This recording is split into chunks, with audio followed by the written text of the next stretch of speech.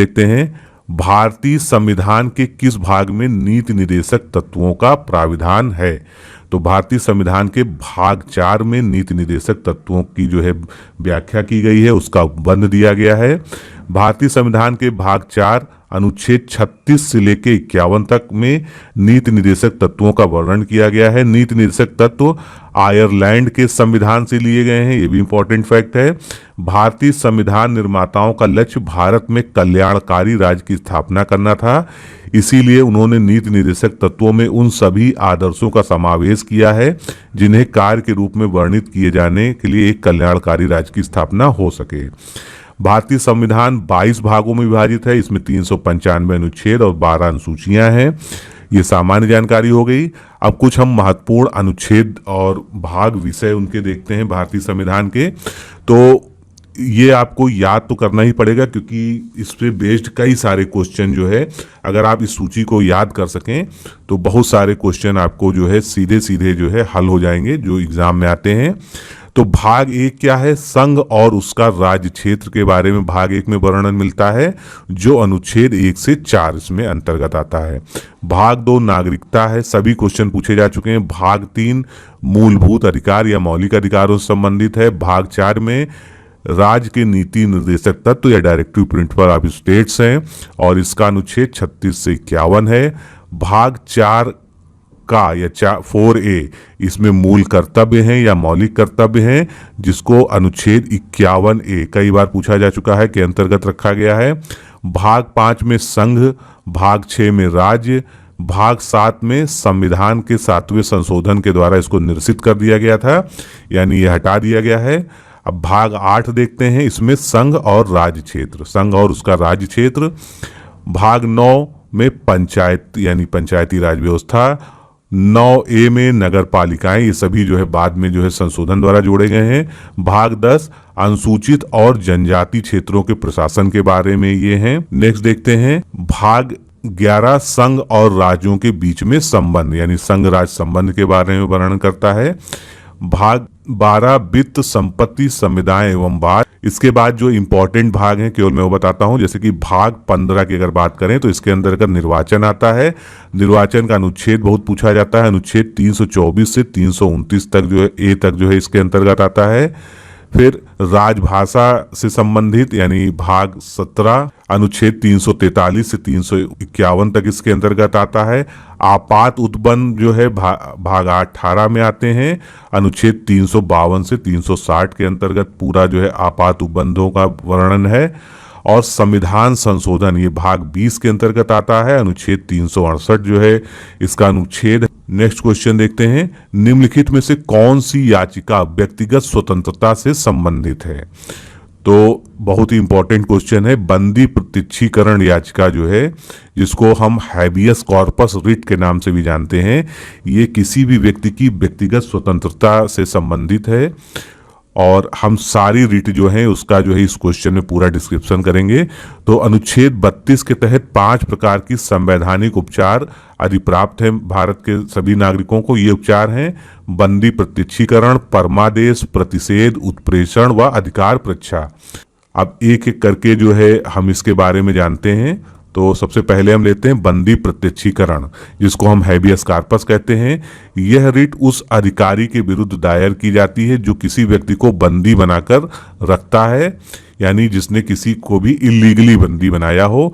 इस रिट को जारी करके कैद करने वाले अधिकारी को यह निर्देश दिया जाता है कि वह गिरफ्तार व्यक्ति को न्यायालय में पेश करे। इस रिट का मूल उद्देश्य मूल अधिकार में दिए गए दैहिक स्वतंत्रता के संरक्षण के अधिकार का अनुपालन कराना है। यह रिट अवैध बंदीकरण के विरुद्ध प्रभावी कानून राहत प्रदान करता है।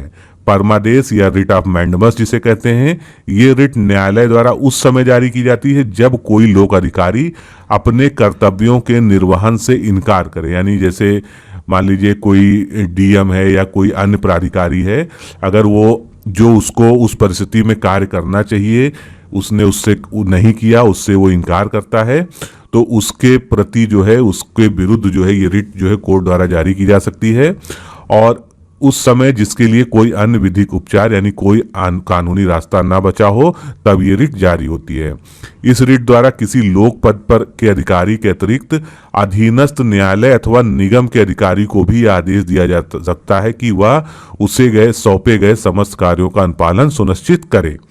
फिर अगली रिट आती है प्रतिषेध रिट, जिसको हम प्रोहिबिशन कहते हैं।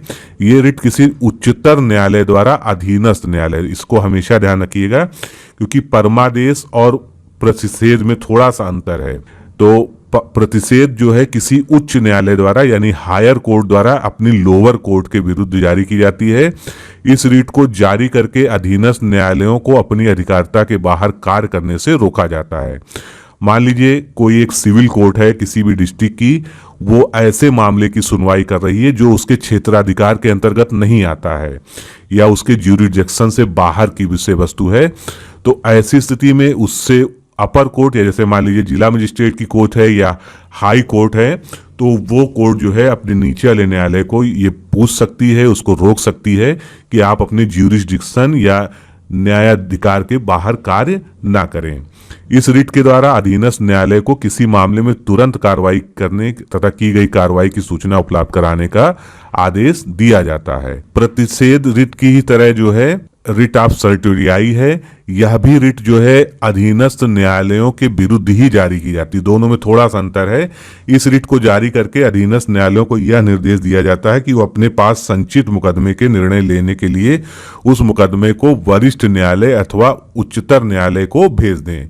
उत्प्रेषण लेख का मतलब उच्चतर न्यायालय द्वारा अधीनस्थ न्यायालय में चल रही किसी भी मुकदमे के प्रलेख या डॉक्यूमेंट्स की समीक्षा करना मात्र है। इसका तात्पर्य यह नहीं है कि उच्चतर न्यायालय अधीनस्थ न्यायालय के निर्णय के विरुद्ध हो।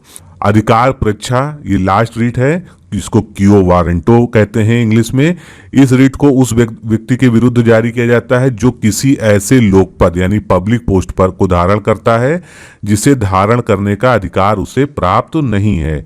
इस रिट द्वारा न्यायालय लोकपद पर किसी व्यक्ति के दावे की वैधता की जांच करता है। यदि उसका दावा निराधार है तो वह अपने पद से उसको निष्कासन कर देता है। इस रिट के माध्यम से किसी लोक पदधारी को अपने अधिकार क्षेत्र से बाहर जाकर आदेश देने से रोका जाता है। उच्च न्यायालय को अनुच्छेद 226 के अंतर्गत जो है रिट जारी करने का अधिकार है और उच्चतम न्यायालय यानी सुप्रीम कोर्ट को अनुच्छेद 32 के अंतर्गत रिटें जारी करने का अधिकार है। अगला क्वेश्चन देखते हैं, निम्नलिखित में से किस मुद्दे पर राज्यपाल राष्ट्रपति को सिफारिश कर सकते हैं? तो इनमें से राज्य मंत्री परिषद की बर्खास्तगी के लिए यानी उसको जो है डिसॉल्व करने के लिए मंत्रिपरिषद को सिफारिश की जा सकती है राज्यपाल द्वारा राष्ट्रपति को, राज्य विधानसभा का विघटन करने के लिए, और राज्य में अगर संवैधानिक मशीनरी के भंग होने की घोषणा या विफल हो गई है तो उसके बारे में सूचना राष्ट्रपति को दी जाती है जिससे कि जो है उस राज्य में राष्ट्रपति शासन लागू किया जा सके। लेकिन उच्च न्यायालय के न्यायाधीशों के निष्कासन के बारे में राज्यपाल के जो है अधिकार सीमित हैं, वो जो है ये निर्णय नहीं ले सकती है। अब राज्यपाल से बहुत ही क्वेश्चन आते हैं क्योंकि राज्यपाल के अधिकार जो है अगर देखा जाए एक ब्रॉड उसमें, तो राष्ट्रपति से ज्यादा विस्तृत अधिकार जो है राज्यपाल के पास हैं। तो हम अभी इसके सारे जो है देखते हैं कि राज्यपाल के जो है क्या क्या अधिकार होते हैं।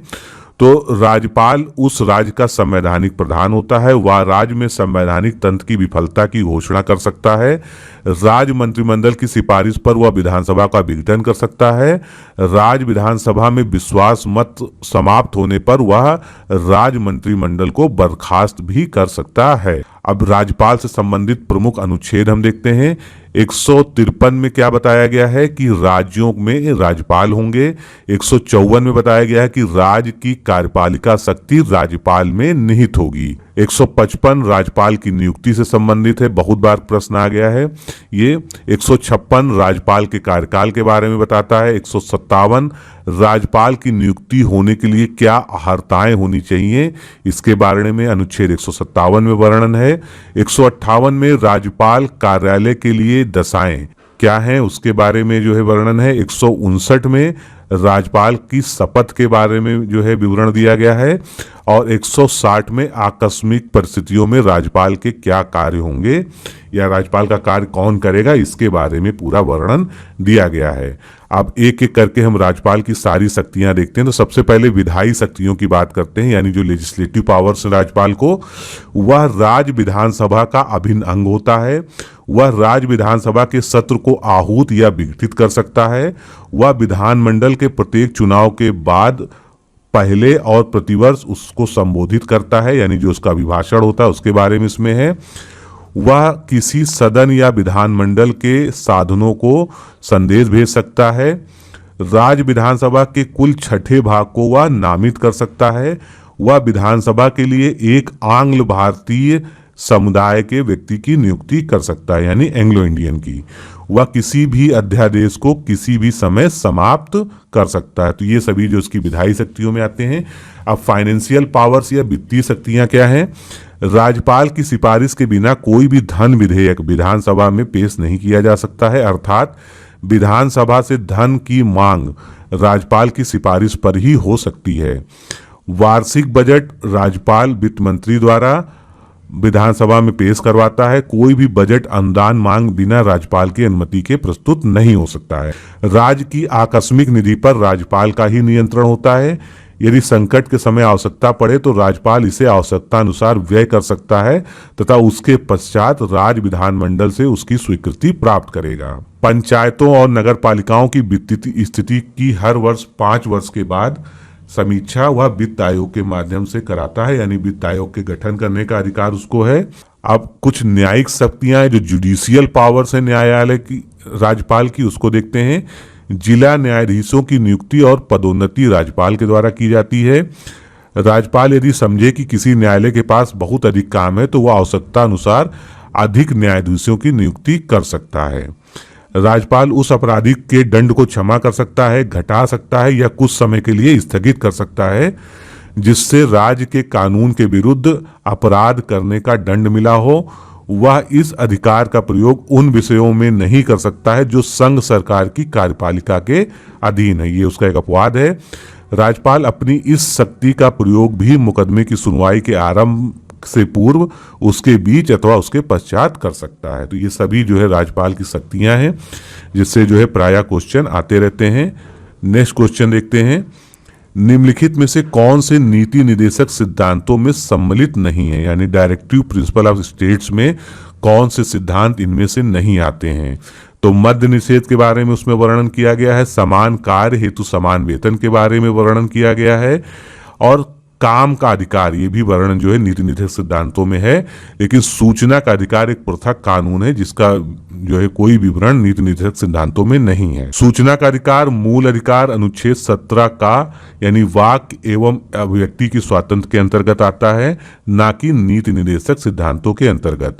नीति निर्देशक सिद्धांतों के अंतर्गत प्रमुख तत्व हैं मद्य निषेध। मध्य देश किसमें बताया गया है? अनुच्छेद 47 में।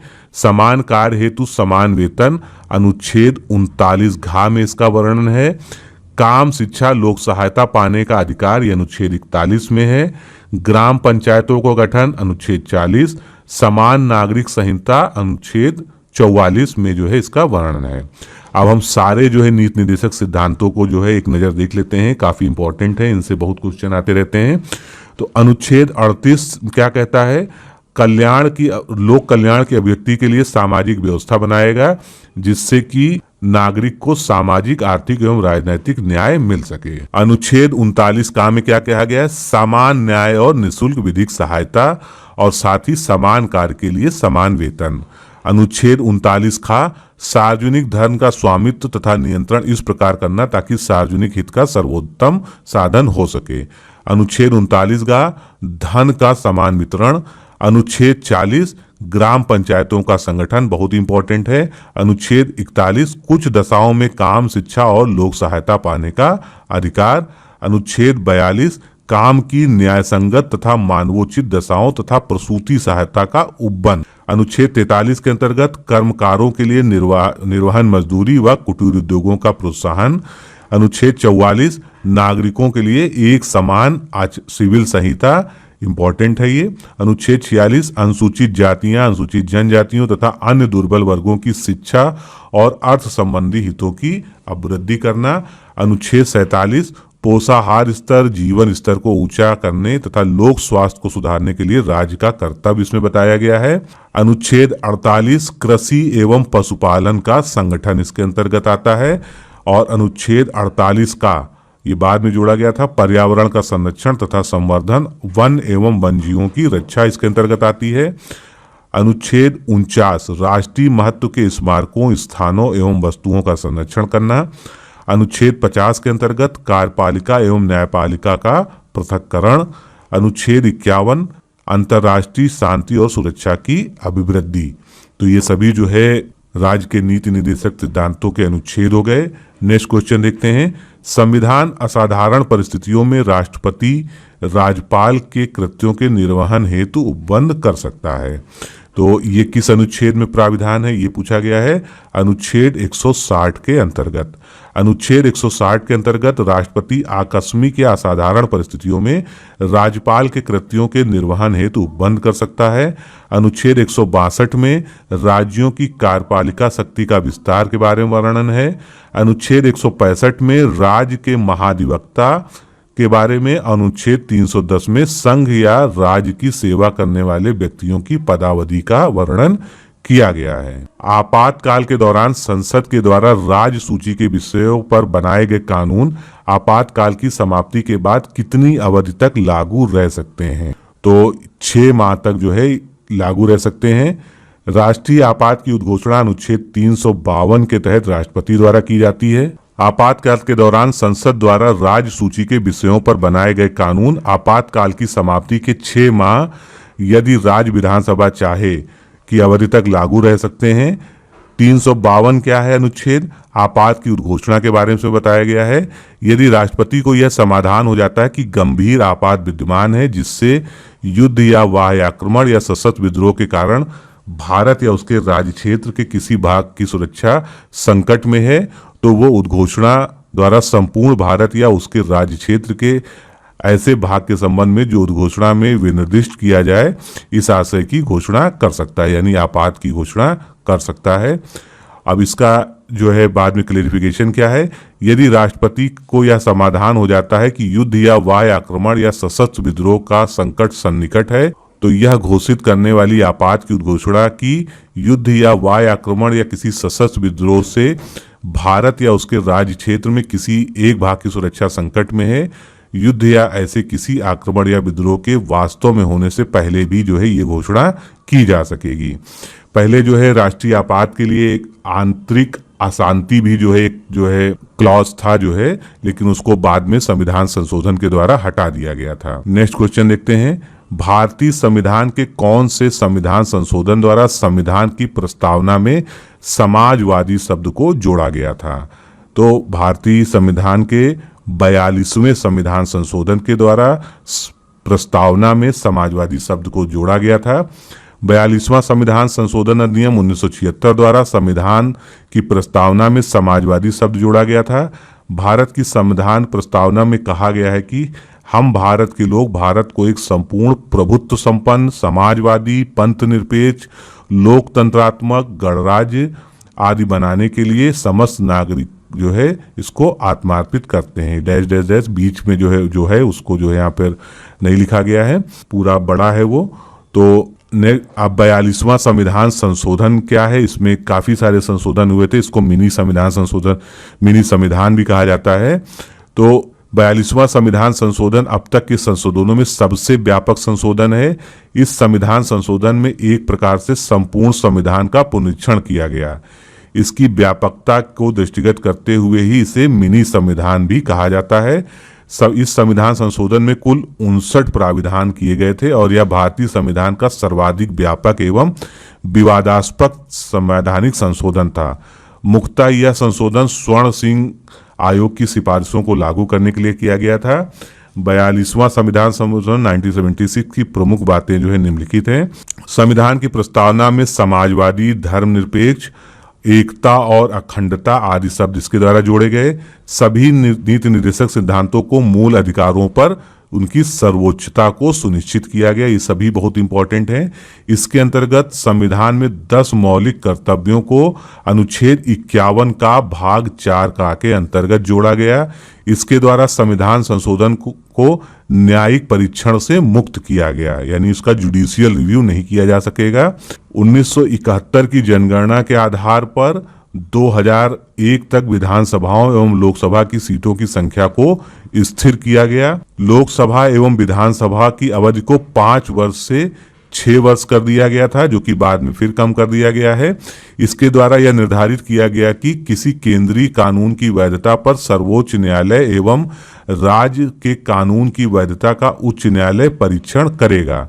साथ ही यह भी निर्धारित किया गया कि किसी भी संवैधानिक वैधता के प्रश्न पर 5 से अधिक न्यायाधीशों की बेंच द्वारा 2/3 बहुमत से निर्णय दिया जाना चाहिए। यदि न्यायाधीशों की संख्या 5 तक हो तो निर्णय सर्वसम्मति से होना चाहिए। इसके द्वारा वन संपदा, शिक्षा, जनसंख्या नियंत्रण आदि विषयों को राज्य सूची से समवर्ती सूची के अंतर्गत ट्रांसफर कर दिया गया था। इसके अंतर्गत यह निर्धारित किया गया कि राष्ट्रपति मंत्रिपरिषद एवं उसके प्रमुख प्रधानमंत्री की सलाह के अनुसार कार्य करेंगे।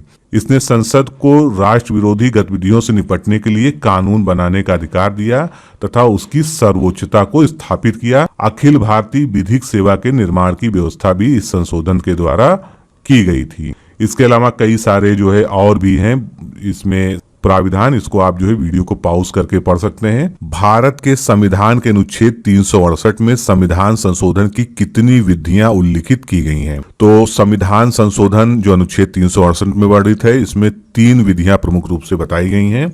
और पहली विधि है साधारण विधि द्वारा संशोधन करना संविधान में संसद के विशेष बहुमत द्वारा। तीसरा है संसद के विशेष बहुमत और राज्य विधानमंडलों की स्वीकृति से संशोधन करना। अब तीनों के बारे में हम अलग अलग जानते हैं। तो साधारण विधि से संसद किस प्रकार संशोधन कर सकती है? संसद के साधारण बहुमत द्वारा पारित विधेयक राष्ट्रपति की स्वीकृति मिलने पर कानून बन जाता है। इसके अंतर्गत राष्ट्रपति की पूर्व मंजूरी मिलने पर निम्नलिखित संशोधन किए जा सकते हैं। अगर नए राज्यों का निर्माण करना है, राज्य सीमा और उनके क्षेत्रों में परिवर्तन करना है, जो कि अनुच्छेद 1 से 3 के बीच में आते हैं, और संविधान की नागरिकता संबंधी, अनुसूचित क्षेत्रों जनजातियों के प्रशासन संबंधी और केंद्र द्वारा प्रशासित क्षेत्रों के प्रशासन संबंधी अगर व्यवस्थाओं में कोई संशोधन करना है, उससे रिलेटेड संविधान संशोधन करना है, तो उसके लिए साधारण विधि द्वारा ही संशोधन किया जा सकता है। फिर विशेष बहुमत द्वारा कैसे संशोधन होता है? यदि संसद के प्रत्येक सदन द्वारा कुल सदस्यों का बहुमत तथा उपस्थित और मतदान लेने वाले सदस्यों का 2/3 मतों से विधेयक पारित हो जाए तो राष्ट्रपति की स्वीकृति मिलते ही वह संविधान संशोधन का अंग बन जाता है। इसमें कौन कौन सी उपबंध किए जा सकते हैं? तो न्यायपालिका तथा राज्यों के अधिकारों तथा शक्तियों जैसे कुछ विशिष्ट बातों को छोड़कर संविधान की अन्य सभी व्यवस्थाओं में इस प्रक्रिया के द्वारा संशोधन किया जा सकता है। और लास्ट विधि जो सबसे महत्वपूर्ण है, संसद के विशेष बहुमत और राज्य के विधानमंडलों की स्वीकृति से संशोधन। तो ये संशोधन संविधान के कुछ अनुच्छेदों में संशोधन के लिए विधेयक को संसद के दोनों सदनों के विशेष बहुमत से पारित होना चाहिए। साथ ही में राज्यों के कुल विधानमंडलों में से कम आधे विधानमंडलों द्वारा इसकी स्वीकृति भी आवश्यक है। इसके द्वारा जो संशोधन किए जाते हैं वो निम्नलिखित हैं। पहला, अगर राष्ट्रपति के निर्वाचन से संबंधित किसी प्राविधान को चेंज करना है, यानी अनुच्छेद 54, राष्ट्रपति निर्वाचन की कार्य पद्धति को बदलना है। जैसे वर्तमान में एकल संक्रमणीय मत पद्धति से चुनाव होता है, अगर इसको बदलना हो तो इसके लिए भी इस तरह का संशोधन करना पड़ेगा। संघ की कार्यपालिका शक्ति के विस्तार, राज्य की कार्यपालिका शक्ति का विस्तार, केंद्र शासित क्षेत्रों के लिए उच्च न्यायालय का गठन, संघीय न्यायपालिका के कोई सिद्धांत हो, राज्यों के उच्च न्यायालय के बारे में, संघ एवं राज्यों में विधायी संबंध को चेंज करना हो, उसमें कोई क्लास चेंज करना हो। 7वीं अनुसूची का विषय जिसमें तीनों संघ सूची, राज्य सूची और समवर्ती सूची आती है। संसद में राज्यों का प्रतिनिधित्व बदलना हो और संविधान संशोधन की प्रक्रिया में भी कोई संशोधन करना हो, तो अगर इनसे संबंधित कोई भी संशोधन किया जा रहा है तो उसके लिए विशेष बहुमत संसद का चाहिए और भारत के आधे विधानमंडलों के, आधे राज्यों के विधानमंडलों की स्वीकृति भी चाहिए। आगे देखते हैं, कुछ प्राविधान है उनको उनके भाग से हमको मिलान करना है। तो नागरिकता जो है किसमें दी गई है? नागरिकता संविधान के भाग 2 के अंतर्गत दी गई है, सही है। मौलिक कर्तव्य ये संविधान के भाग 6(1) में ना देकर किसमें दिया गया है? 4A में दिया गया है। मौलिक अधिकार संविधान के भाग 3 में, राज्य के बारे में संविधान का भाग 6। तो इस तरह से इसमें केवल बी ऑप्शन जो है गलत है। इसके अलावा कुछ और महत्वपूर्ण जो है प्राविधान देख लेते हैं। राजभाषा भाग 17 में दी गई है। आपात उपबंध के बारे में भाग 18 में दिया गया है। सहकारी समितियों को जोड़ा गया है 9B में जो है, और संघ तथा राज्य संबंध जो है ये भाग 11 में दिया हुआ है। नेक्स्ट क्वेश्चन, क्षेत्रफल की दृष्टि से निम्नलिखित में से कौन सा संसदीय चुनाव क्षेत्र सबसे बड़ा है? तो इनमें से सबसे ज्यादा बड़ा संसदीय क्षेत्र जो है क्षेत्रफल की दृष्टि से लद्दाख है, जो कि जम्मू कश्मीर राज्य में है। भारत के संसदीय चुनाव क्षेत्रों की क्षेत्रफल की दृष्टि से लद्दाख सबसे बड़ा चुनाव क्षेत्र है, जबकि लक्षद्वीप जो है इस दृष्टि से सबसे छोटा क्षेत्र है। निर्वाचकों की संख्या के अनुसार सबसे बड़ा संसदीय चुनाव क्षेत्र कौन सा है? मल्काजगिरी, जो कि आंध्र प्रदेश राज्य में है। यहाँ पर कुल 29,53,915 मतदाता है, तथा सबसे छोटा संसदीय क्षेत्र लक्षद्वीप है मतदाताओं की दृष्टि से भी, जहां पर 47,972 मतदाता मात्र हैं। चुनाव आयोग के रिकॉर्ड के अनुसार देश के 5 बड़े लोकसभा निर्वाचन क्षेत्रों में कुल 1,16,31,249 मतदाता हैं, जबकि 5 सबसे छोटे निर्वाचन क्षेत्रों में कुल 7,56,820 मतदाता हैं। देश के सबसे बड़े 5 जो है चुनाव क्षेत्र में मल्काजगिरी जो है पहले नंबर पे है। उसके बाद उत्तर प्रदेश का गाजियाबाद, कर्नाटक का बंगलुरु, उत्तर प्रदेश का उन्नाव डिस्ट्रिक्ट, और उसके बाद उत्तर पश्चिम दिल्ली। ये सभी जो है मतदाताओं की संख्या के आधार पर जो है बड़े जो है चुनाव क्षेत्र हैं। और इसी तरह से सबसे छोटे लोकसभा चुनाव क्षेत्र जो है, तो पहले नंबर पर लक्षद्वीप का नाम आता है, उसके बाद दमन एवं दीव, फिर जम्मू कश्मीर में लद्दाख, दादर एवं नागर हवेली और अंडमान निकोबार द्वीप जो है इसमें सम्मिलित हैं। न्यायिक पुनराविलोकन यानी जुडिशियल रिव्यू इसमें से किस संवैधानिक अनुच्छेद में समाहित है? तो न्यायिक पुनराविलोकन की व्यवस्था या उपबंध भारतीय संविधान के अनुच्छेद 137 में दी गई है। संसद द्वारा बनाई गई कोई भी विधि अनुच्छेद 145 के तहत बनाए गए न्यायालय के नियमों के अधीन उच्चतम न्यायालय अपने द्वारा सुनाए गए निर्णयों या दिए गए आदेशों के पुनर्विलोक की शक्ति अनुच्छेद 137 में के अंतर्गत प्राप्त है। तो इसमें 2 तरह के मुख्य प्रावधान हैं। अगर कोई संसद ऐसी विधि बनाती है जो असंवैधानिक हो या संविधान के नियमों के विपरीत हो, तो उच्चतम न्यायालय और को जो है ये अधिकार है कि वो न्यायिक पुनरावलोकन की क्षमता के अंतर्गत उस विधि के पर जो है अपना जो है निर्णय दे सकती है। उसके अलावा इसमें दूसरा पहलू क्या आता है? अगर मान लीजिए कोई निर्णय जो है हाईकोर्ट सुप्रीम कोर्ट ने पहले दिया था, उस अपने निर्णय को जो है वो पलट सकती है। ऐसा नहीं कि एक बार एक निर्णय दिया और उसके आधार पे कानून बन गया, लेकिन कालांतर में फिर उसको जो है बदला नहीं जा सकता, ऐसा नहीं है। तो सुप्रीम कोर्ट अपने निर्णयों को बदल भी सकती है, यही जो है उसकी न्यायिक पुनर्विलोकन की शक्ति है। नेक्स्ट, संविधान के किस संशोधन द्वारा लोकसभा के सदस्यों की संख्या 525 से बढ़ाकर 545 की गई थी? तो इसके लिए 31वां संविधान संशोधन किया गया था भारतीय संविधान में। 31वां संविधान संशोधन 1974 द्वारा लोकसभा के अधिकतम सीटों की संख्या 525 से बढ़ाकर 545 कर दी गई थी। अब 35वां संविधान संशोधन जो ऑप्शन में दिया है उसके बारे में देखते हैं। 35वें संविधान संशोधन के तहत सिक्किम को सह राज्य के रूप में भारत में शामिल किया गया, और 42वें संविधान संशोधन के तहत प्रस्तावना में समाजवादी, पंथनिरपेक्ष और अखंडता शब्दों को जोड़ा गया था। 45वें संविधान संशोधन द्वारा लोकसभा तथा राज्य विधानसभा में अनुसूचित जातियों तथा जनजातियों एवं एंग्लो इंडियन के लिए सीटों के आरक्षण को पुनः 10 वर्षों के लिए बढ़ा दिया गया था। नेक्स्ट क्वेश्चन, निम्नलिखित में से कौन से प्रधानमंत्री अविश्वास मत से पराजित हुए हैं? तो इनमें हमको बताना है कौन कौन से हैं। तो विश्वनाथ प्रताप सिंह, HD देवेगौड़ा और अटल बिहारी वाजपेयी, ये तीनों ही जो है संसद में अविश्वास मत पर जो है पराजित हो चुके हैं।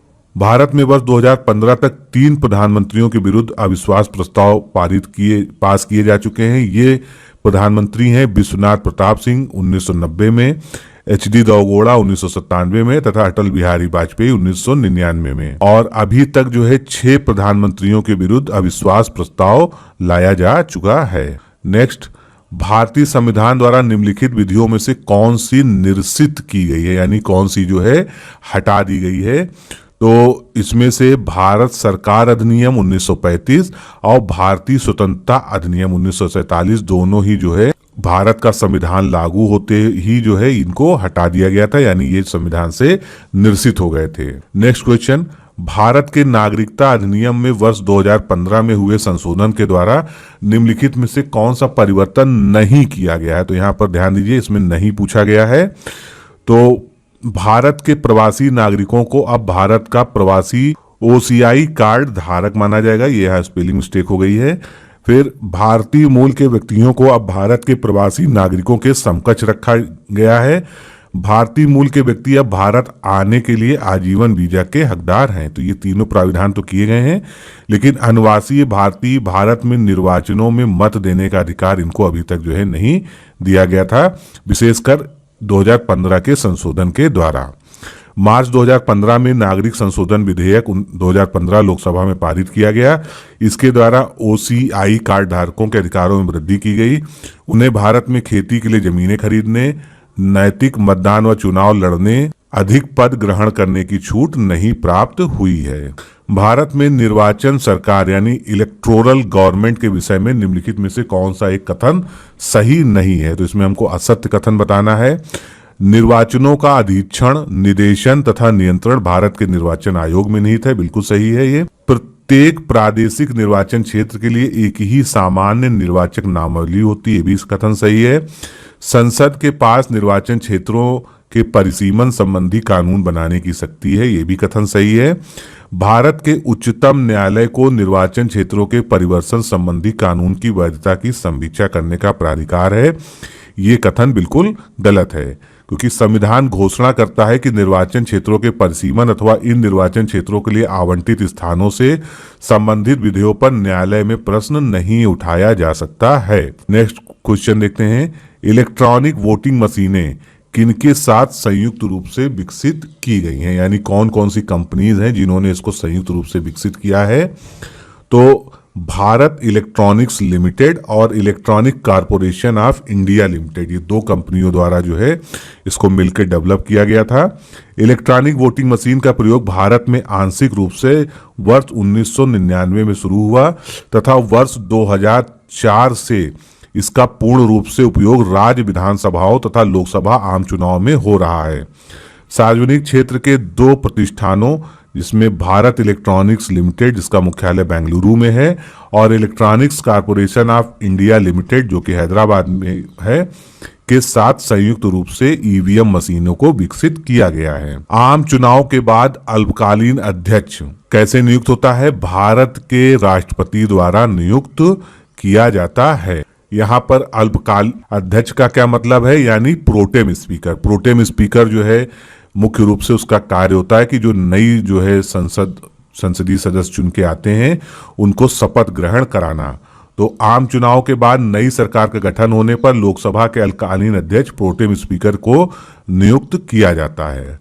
निम्नलिखित में से कौन भारत के संविधान के केंद्रीय सिद्धांत नहीं है? यह धर्म के आधार पर विभेद को प्रतिषेध करता है। बिल्कुल सही बात है, यह हमारे मौलिक अधिकारों में दिया हुआ है। यह कतिपय धर्मों को शासकीय प्रतिष्ठा देता है, ये कथन जो है गलत है, क्योंकि सभी धर्मों को समान रूप से भारत में देखा जाता है, सभी के समान अधिकार हैं।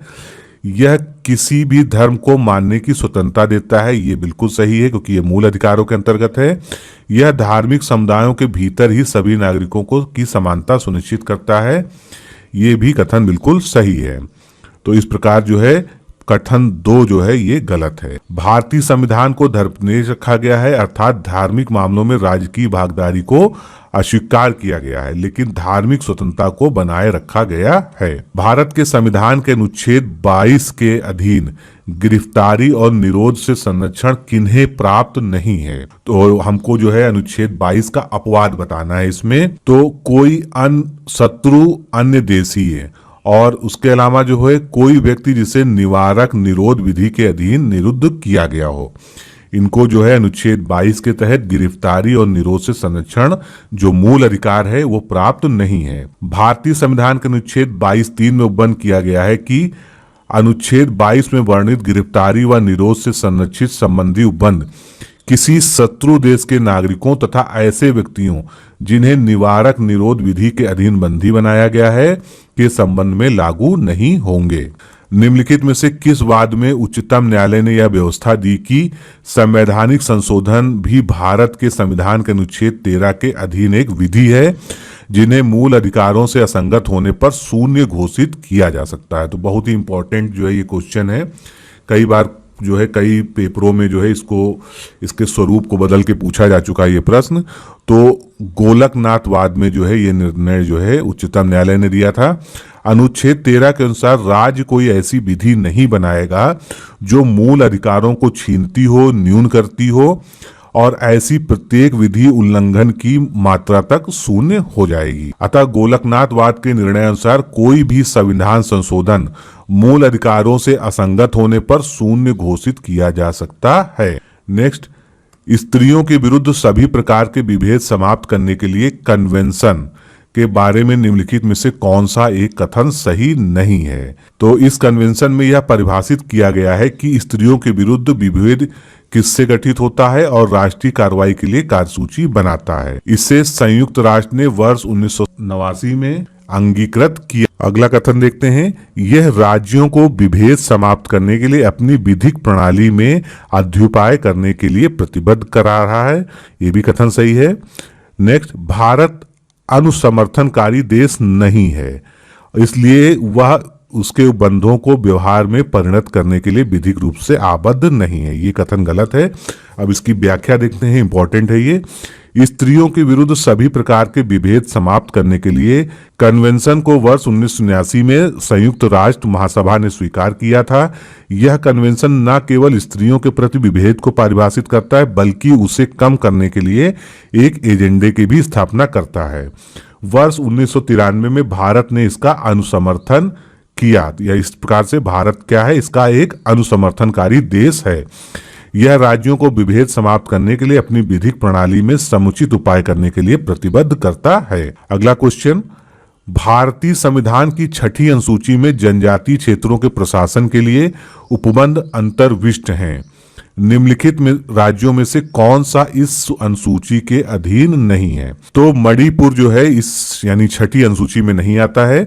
भारतीय संविधान की 6ठी अनुसूची में दिए गए अनुच्छेद 244(2) और अनुच्छेद 275(1) के अंतर्गत असम, मेघालय, त्रिपुरा, मिजोरम राज्य के जनजातीय क्षेत्रों के प्रशासन के लिए उपबंध अंतर्विष्ट हैं। नेक्स्ट, उच्चतम न्यायालय द्वारा विशाखा के वाद में मार्गदर्शन दिया गया है, वह किसके संबंध में है। तो विशाखा वाद जो बहुत ही फेमस हुआ था, 1997 का केस है ये। तो कार्यस्थल पर यौन उत्पीड़न से संबंधित जो है निर्देश उच्चतम न्यायालय द्वारा विशाखा वाद में दिए गए हैं।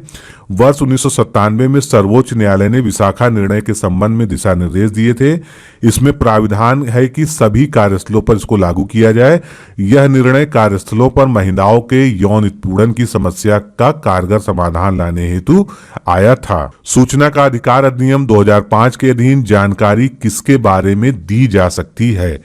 तो इनमें से सीमा सड़क संगठन के बारे में जानकारी दी जा सकती है। राष्ट्रीय सुरक्षा परिषद के सचिवालय, असम राइफल, सीमा सड़क विकास बोर्ड, इन सब के जो है विशेष प्राविधानों द्वारा जो है इससे रक्षित किया गया है। सूचना का अधिकार अधिनियम 2005 के अधीन हम सीमा सड़क संगठन के बारे में तो जानकारी प्राप्त कर सकते हैं और इस कानून के तहत हम राष्ट्रीय योजना, नीतियों, कानूनों आदि के बारे में जानकारी प्राप्त कर सकते हैं।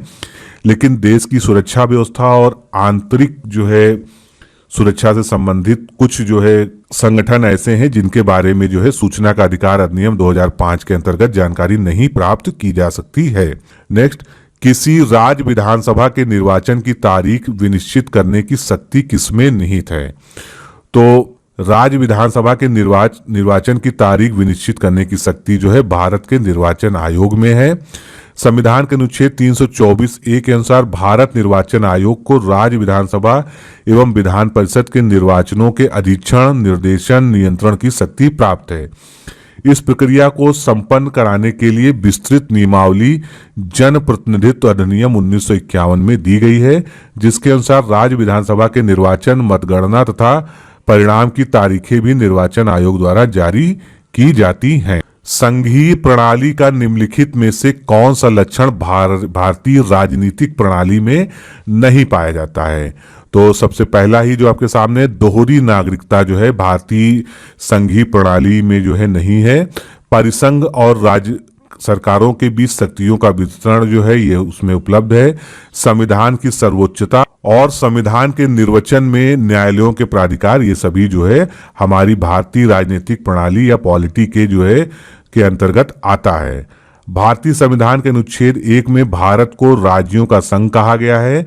इस संघीय शासन प्रणाली में इकहरी नागरिकता, परिसंघ और राज्य सरकारों के बीच शक्तियों का वितरण, संविधान की सर्वोच्चता और न्यायपालिका का किसी कानून को निर्वाचित करने का अधिकार वर्णित है। भारत के निम्नलिखित राज्यों को उन्हें राज्य का स्तर प्रदान किए जाने के आधार पर, यानी वो जब पूर्ण राज्य के रूप में स्थापित हुए उस आधार पर इनको क्रमबद्ध करना है। तो इनमें से अगर हम बात करें तो सबसे पहले राज्य कौन सा आएगा? नागालैंड आएगा, जिसका गठन 1 दिसंबर 1963 को किया गया था।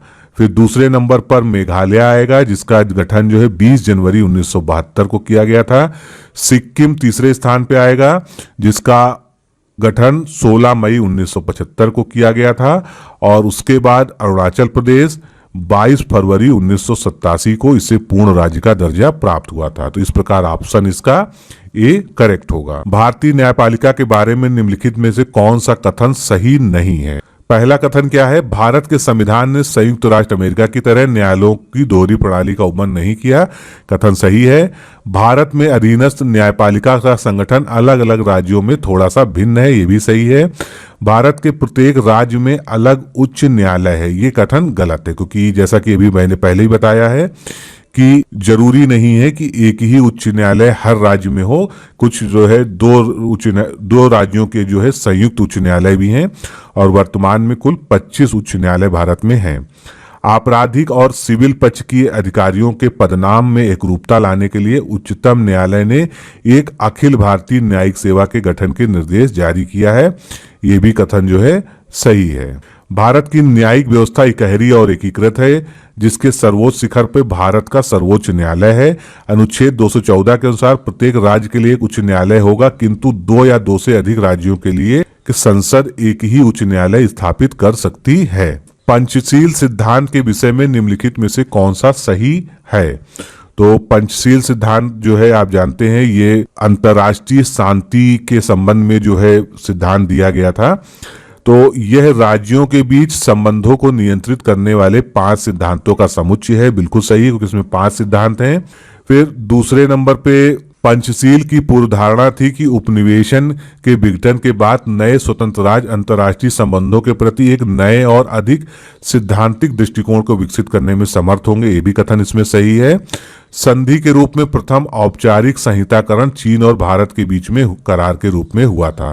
तो ये तीनों ही कथन जो है पंचशील सिद्धांत के बारे में सही है। भारत के संविधान में यथा समाविष्ट प्राक्कलन समिति के क्या कार्य होंगे? तो प्राक्कलन समिति के सभी कार्यों के बारे में हमको देखना है। तो पहला कथन देखते हैं, इस पर प्रतिवेदन देना कि क्या मितव्ययिता, संगठन में सुधार, दक्षता या प्रशासनिक सुधार लाया जा सकता है। बिल्कुल सही कथन है ये। प्रशासन में दक्षता और मितव्ययिता लाने के लिए वैकल्पिक नीतियों का सुझाव देना, ये भी प्राक्कलन समिति कर सकती है। यह परीक्षण करना कि क्या धन प्राक्कलनों में निहित नीति की सीमाओं के अंदर अच्छी तरह से व्यय किया गया है, ये भी प्राक्कलन समिति का कार्य है। नियंत्रित महालेखा परीक्षक के लोक उपक्रमों पर प्रतिवेदनों में यदि कोई है का परीक्षण करना, ये कथन जो है इसमें गलत है। तो इसमें 1, 2, 3 जो है तीनों कथन सही हैं। भारत के संविधान में यथाविष्ट प्राक्कलन समिति का कार्य मितव्ययिता, संगठन में सुधार, दक्षता या प्रशासनिक सुधार के लिए प्रतिवेदन देना है। साथ ही प्रशासन को दक्षता और मितव्ययिता लाने के लिए वैकल्पिक नीतियों का सुझाव देना तथा धन प्राक्कलनों में निहित नीति की सेवाओं के लिए किए गए व्यय का परीक्षा करना होता है। इस समिति में यानी प्राक्कलन समिति में कुल कितने सदस्य होते हैं?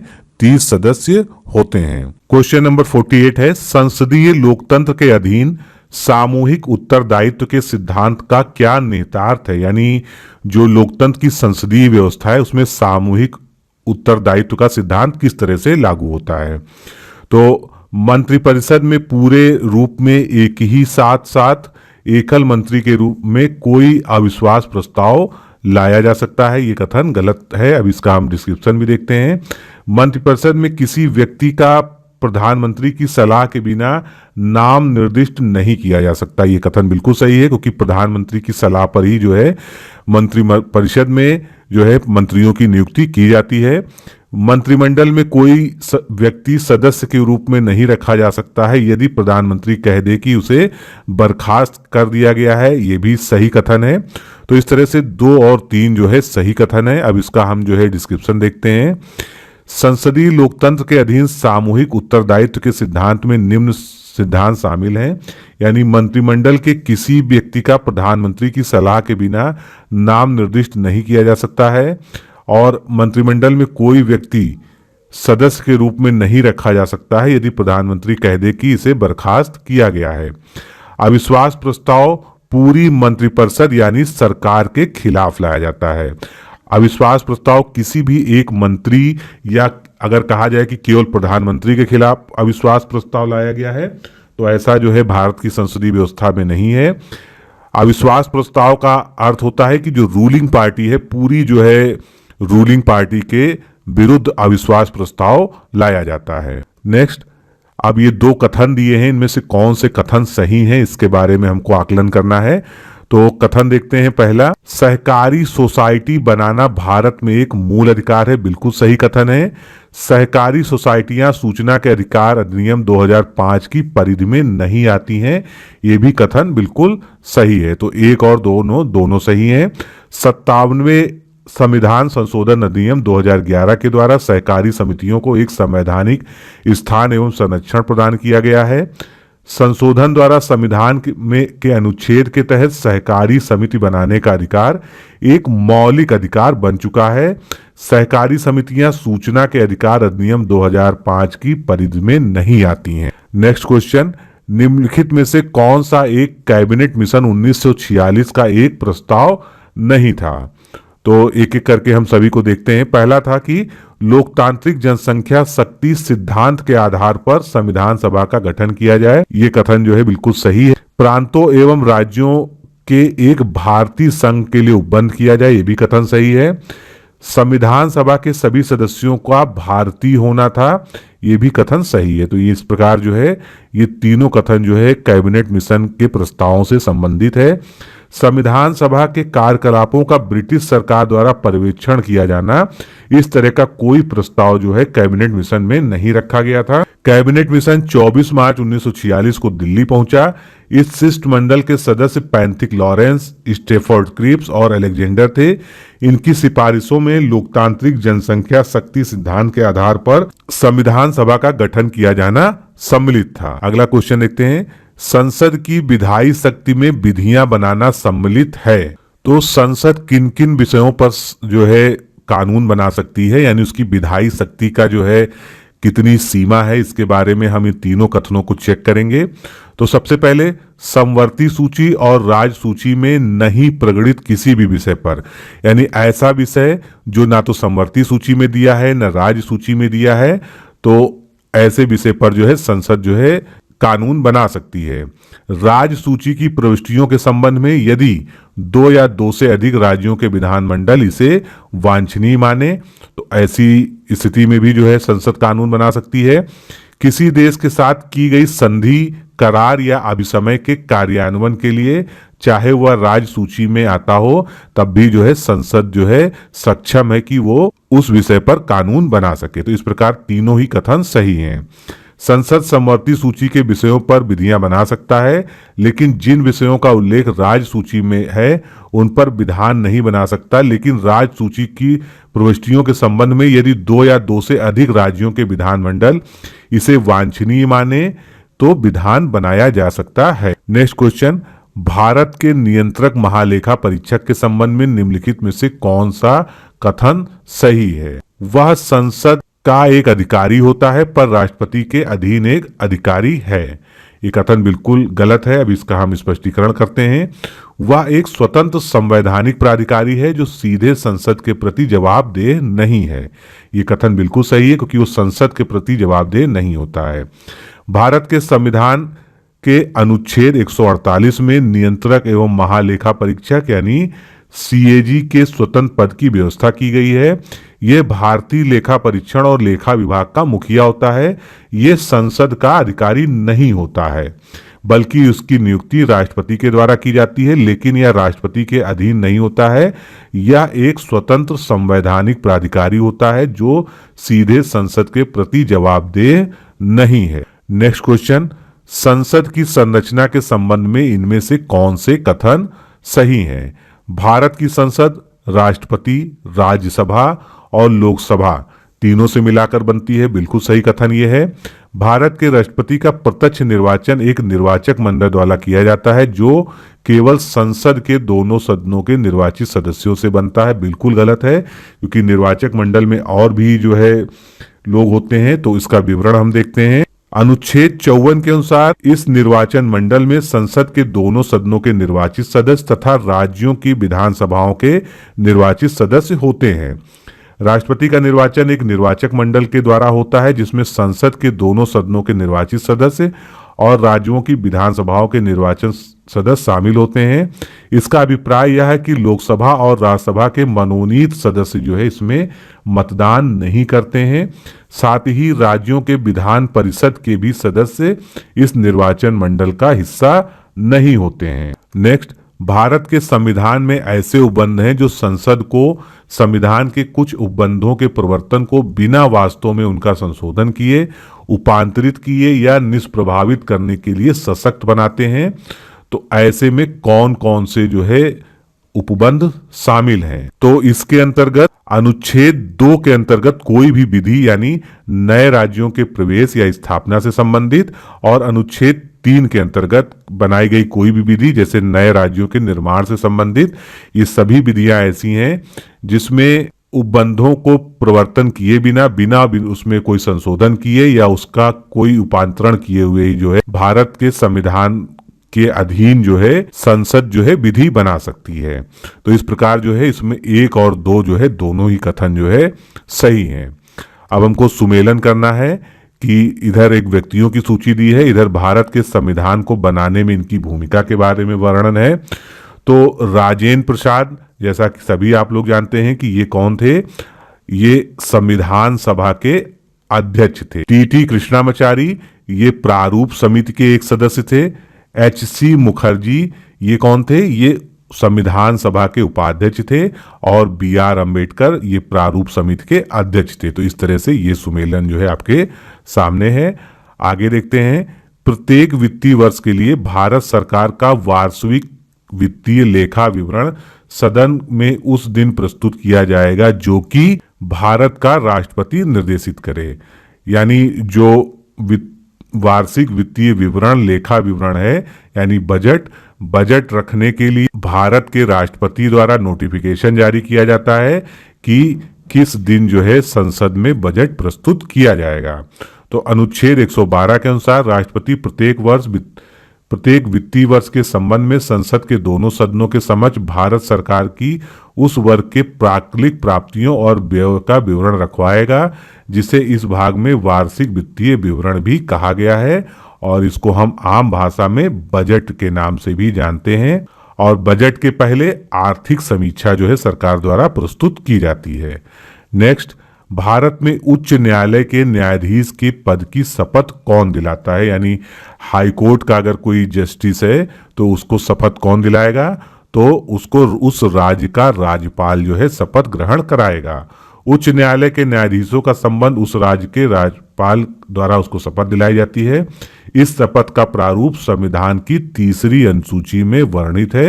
ये भी क्वेश्चन जो है कई बार पूछा जा चुका है। नेक्स्ट क्वेश्चन, केंद्र और राज्य के मध्य विवादों के निस्तारण की भारत के सर्वोच्च न्यायालय की शक्ति किस अधिकारिता के अधीन आती है? यानी ये जो के सर्वोच्च न्यायालय सुप्रीम कोर्ट की जो अधिकारिता है वो किस प्रकार की अधिकारिता है? तो ये सुप्रीम कोर्ट की आरंभिक अधिकारिता क्षेत्र में आता है।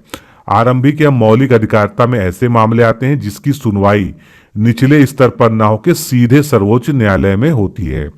यानी अगर जो है केंद्र और राज्यों के मध्य कोई विवाद है तो उसको हाई कोर्ट में मामले को ले जाने के बजाय सीधे सीधे सुप्रीम कोर्ट में उस मामले को ले जाया जा सकता है। यही आरंभिक या मौलिक अधिकारिता होती है। इसमें संघीय व्यवस्था से संबंधित अथवा दो या दो से अधिक राज्यों या केंद्र राज्यों में मध्य के अगर कोई विवाद होता है तो उसको निपटाया जाता है। अनुच्छेद 131 के अनुसार सर्वोच्च न्यायालय को कुछ मुकदमों पर प्रारंभिक क्षेत्राधिकार प्राप्त है। प्रारंभिक क्षेत्राधिकार का अर्थ है कि ये मुकदमे सीधे उच्चतम न्यायालय में लाए जा सकते हैं और उन्हें इससे पहले किसी भी छोटे न्यायालय में ले जाने की आवश्यकता नहीं है। प्रारंभिक क्षेत्राधिकार दो प्रकार का होता है। एक होता है संघ तथा राज्यों के बीच अगर कोई विवाद है, और मौलिक अधिकारों से संबंधित अगर कोई समस्या है या कहीं पर जो है उसका हनन हो रहा है तो ये आरंभिक अधिकारिता में आएगा सुप्रीम कोर्ट की। एसआर बोम्मई बनाम भारत सरकार, जो कि बहुत ही प्रसिद्ध वाद है जो है इंडियन हिस्ट्री में, भारत के संविधान की निम्न में से किस एक विशेषता को सर्वोच्च न्यायालय द्वारा आधारभूत संरचना के रूप में मान्य ठहराया गया? तो इस वाद में पंथ निरपेक्षता को जो है आधारभूत ढांचे का एक अंग माना गया भारतीय संविधान की। तो इसके बारे में डिटेल देखते हैं। वर्ष 1994 में सर्वोच्च न्यायालय ने एसआर बोम्मई बनाम भारत संघ मामले में भारतीय संविधान की पंथ निरपेक्षता को आधारभूत संरचना माना। इस बाद में सर्वोच्च न्यायालय ने पंथ निरपेक्षता की अवधारणा की विस्तार से चर्चा की। न्यायालय ने कहा कि पंथ निरपेक्षता सभी धर्मों के लिए एक सकारात्मक अवधारणा। सर्वोच्च न्यायालय ने एसआर बोम्मई बनाम भारतीय संघ 1994 में सावंत जे, यानी उनके जज का नाम सावंत, के निम्नलिखित शब्दों के अनुसार अनुच्छेद 145 में ये स्थापित किया गया कि धर्म का अधिकार उन कानूनों के अधीन है जो कि धर्मनिरपेक्ष गतिविधियों जैसे राजनीति को नियमित करने वाले कानून को निर्धारित करते हैं। नेक्स्ट क्वेश्चन देखते हैं। निम्नलिखित में से कौन सी स्वतंत्रताएं भारत के संविधान में मूल अधिकार के रूप में विशेष रूप से उल्लिखित नहीं है किंतु बाद में सर्वोच्च न्यायालय द्वारा उसे मान्य ठहराया गया? यानी जो मूल अधिकार में पहले से मूल संविधान में नहीं वर्णन था जिनका, लेकिन सुप्रीम कोर्ट ने अपने विभिन्न जो है न्यायिक निर्णयों, न्यायिक निर्वचनों में ये सिद्ध किया कि ये जो है मूल अधिकार की श्रेणी में आते हैं। तो इस प्रकार की एक स्वतंत्रता कौन सी है? प्रेस की स्वतंत्रता, क्योंकि प्रेस की स्वतंत्रता सीधे सीधे मौलिक अधिकारों में वर्णित नहीं थी। प्रेस की स्वतंत्रता भारत के संविधान में मूल रूप से कहीं उल्लिखित नहीं है किंतु अनुच्छेद 19(1) के तहत भाषण और अभिव्यक्ति की स्वतंत्रता होने के कारण उक्त अनुच्छेद में शामिल कर लिया गया। इस हेतु 44वें संविधान संशोधन द्वारा एक नया अनुच्छेद यानी 361 को जोड़ दिया गया है। नेक्स्ट, निम्नलिखित में से कौन सा कथन सत्य नहीं है? यानी हमको सारे कथनों की परीक्षा करनी है और परीक्षण से ये पता लगाना है कौन सा सत्य नहीं है। धन विधेयक राज्यसभा में पुनर्स्थापित नहीं किया जाएगा, बिल्कुल सही है, क्योंकि धन विधेयक हमेशा लोकसभा में प्रस्तुत किया जाता है। राज्यसभा को धन विधेयक को अस्वीकृत करने अथवा उसमें संशोधन करने का कोई अधिकार नहीं है, ये भी कथन जो है सही है। मंत्रिपरिषद लोकसभा के प्रति उत्तरदायी है, राज्यसभा के प्रति नहीं, ये भी कथन सही है। राज्यसभा की तुलना में लोकसभा के पास राज्य सूची के संबंध में विशेष शक्तियां हैं, ये कथन बिल्कुल सही है, क्योंकि राज्य सूची के विषयों पर राज्यसभा को ज्यादा शक्तियां प्राप्त हैं। संविधान की 7वीं अनुसूची के अनुसार राज्य सूची में शामिल विषयों द्वारा ही कानून बनाए जा सकते हैं। संसद आपात स्थिति में ही राज्य सूची के विषयों पर कानून बना सकती है, अतः इस सूची पर राज्यसभा के पास अधिक शक्तियां हैं। नेक्स्ट क्वेश्चन, राष्ट्रपति और उपराष्ट्रपति के निर्वाचनों से उठने वाले निर्वाचन विवादों का निस्तारण कौन करता है?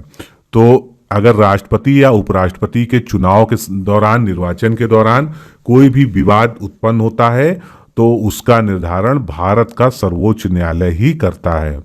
राष्ट्रपति तथा उपराष्ट्रपति चुनाव से संबंधित सभी वादों की जांच, फैसले सर्वोच्च न्यायालय द्वारा किए जाते हैं तथा उसका फैसला ही अंतिम होता है। नेक्स्ट क्वेश्चन, राज्यपाल राज्य में राष्ट्रपति शासन लगाने की सिफारिश कर सकता है, किस प्रकार से? तो यदि उसे इस बात का समाधान हो जाता है कि उस राज्य का शासन भारत के संविधान के उपबंधों के अनुसार नहीं चलाया जा सकता है, वहां पर इतनी कठिनाई उत्पन्न हो गई है कि वहां पर संविधान के उपबंधों के अधीन शासन नहीं चल सकता है, सरकार नहीं चल सकती है, ऐसी स्थिति में राज्यपाल जो है राज्य में राष्ट्रपति शासन लगाने की सिफारिश कर देगा। राज्यपाल द्वारा राज्य में राष्ट्रपति शासन लगाने की सिफारिश उसके स्वविवेक का अधिकार है। यदि राज्यपाल को इस बात का समाधान हो जाता है कि उस राज्य का शासन संविधान के उपबंधों के अनुसार नहीं चलाया जा रहा है, तो वह अनुच्छेद 356 के अंतर्गत राष्ट्रपति शासन की सिफारिश राष्ट्रपति से कर सकता है। नेक्स्ट क्वेश्चन, 1919 के भारत सरकार अधिनियम ने क्या क्या किया था? तो भारत केंद्र में द्विसदनीय विधानमंडल स्थापित किया। केंद्र में द्विसदनीय व्यवस्था का क्या मतलब है? इसका अर्थ यह था कि इसमें 2 सदन बना दिए गए, एक को राज्य परिषद कहा गया और दूसरे को केंद्रीय विधानसभा कहा गया। अगला क्या है? प्रांतीय